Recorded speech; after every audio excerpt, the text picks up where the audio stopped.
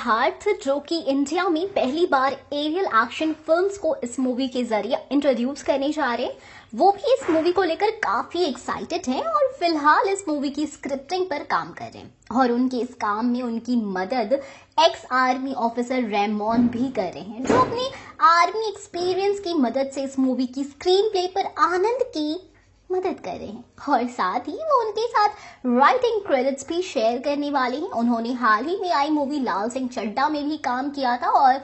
इसके अलावा वो अपने अपकमिंग प्रोजेक्ट बुल पर भी काम कर रहे हैं, जो लेट कर्नल नरेंद्र की बायोपिक है। रेमोन की इन्वॉल्वमेंट से एक बात तो साफ है कि फाइटर मूवी की कहानी हमारी इंडियन एयरफोर्स की किसी रियल इंसिडेंट पर ही बेस्ड होगी, या तो वो किसी बहादुर फाइटर जेट के कप्तान की कहानी होगी और या तो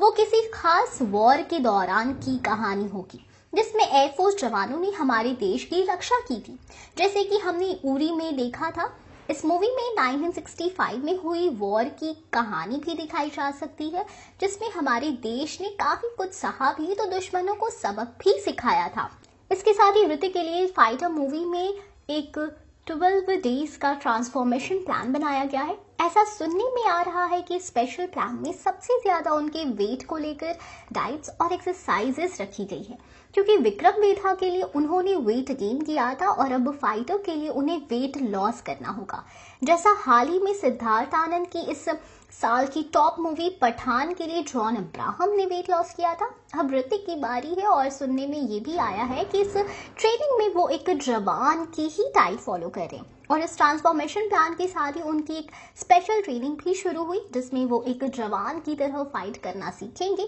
क्योंकि वो इस बार एक एयर फाइटर बन रहे हैं। और फाइटर का जो मोशन पोस्टर आया था उसमें उनकी इस ट्रेनिंग और डाइटिंग का कमाल